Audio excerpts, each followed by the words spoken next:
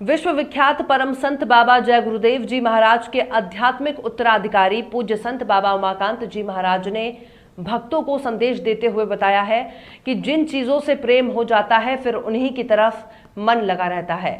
चाहे पेड़ पौधों से प्रेम हो, चाहे पशु पक्षियों से प्रेम हो जाए, जो जिधर प्रेम हो जाए उसी तरफ ध्यान चला जाता है। यही प्रेम दुनिया और दुनिया की चीजों में है।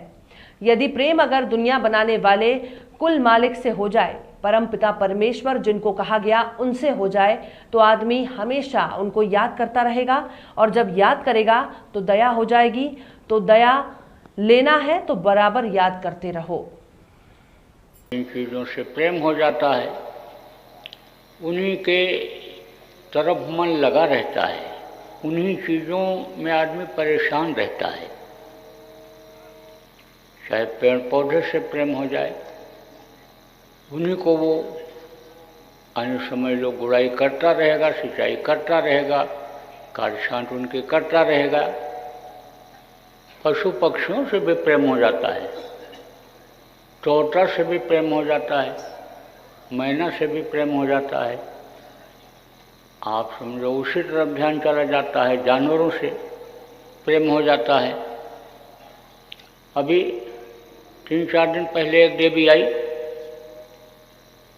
तो बोली मैं जाना चाहती हूँ। हमने कहा अभी तो कार्यक्रम में यहाँ लोग आ रहे हैं और तुम आई हो, जाना चाहती हो। बोले कुत्ता छोड़ करके चले आए हैं, कुत्ता अकेले है। तो कुत्ते में प्रेम हो गया, कुत्ते की तरफ मन चला गया, उससे प्रेम है उसको। सत्संग छोड़ के चली गई, कार्यक्रम छोड़ के चली गई। आएगी कि नहीं आएगी अब ये तो वो जाने। तो कहने का मतलब ये है कि जिधर अन्य समझो कि प्रेम हो जाता है उधर ही मन जाता है।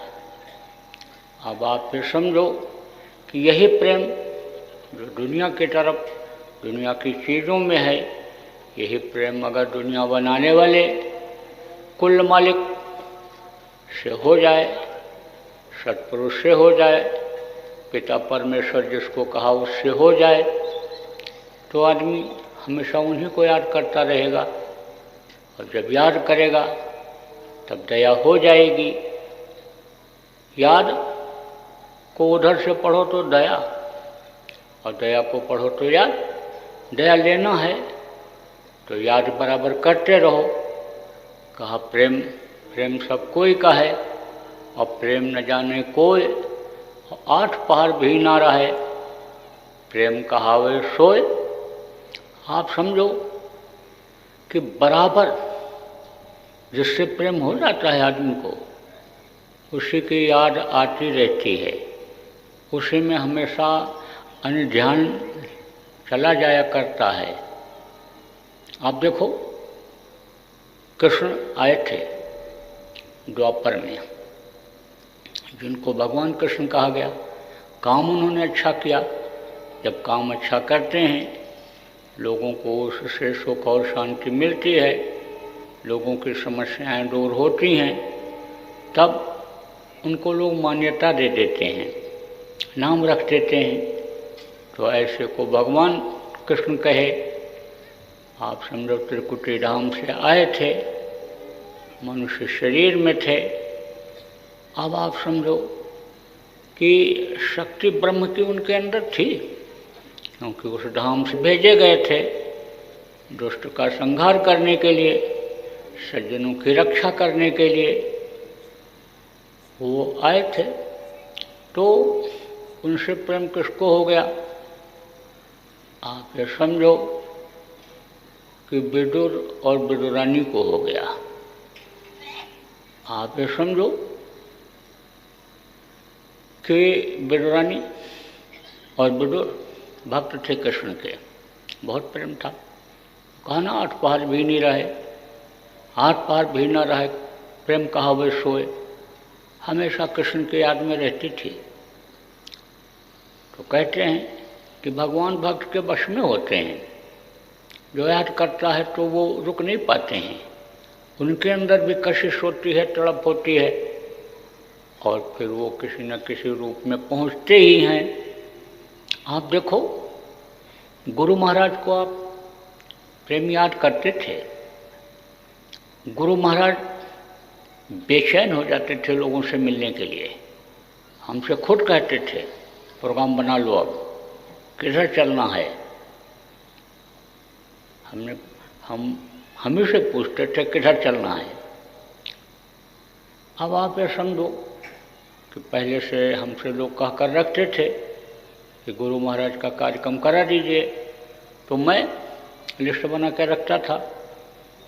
जब कई जगह का नाम लेता तो कहते नहीं उधर चलेंगे, और पता चला वहाँ गए तो में वहाँ के लिए दर्शन के लिए तड़पते रहते थे। गुरु महाराज के जाने के बाद भी आप ये समझो कि गुरु महाराज के लिए प्रेमी रोए। तो गुरु महाराज सपने में दर्शन दिए। साधना नहीं करता था, सेवा करता था और गुरु से प्रेम करता था। साधना अगर करता होता, घाट पर बैठता होता तो घाट पर दर्शन दे देते, सपने में दर्शन दिए, सपने में आश्वासन दिए। तो भक्त के वश में कहा गया भगवान हुआ करते हैं।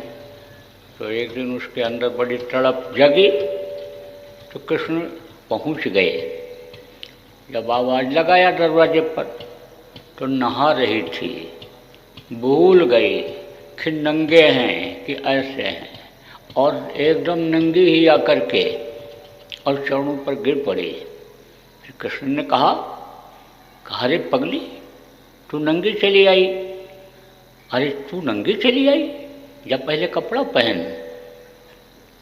अब आप समझो, फिर कपड़ा पहन करके आई तो कहा गया कि प्रेम में पाप पुण्य नहीं लगता है, और नहीं तो कहा गया नंगी औरत को, दूसरे की औरत को नंगा देखने में भी पाप लगता है।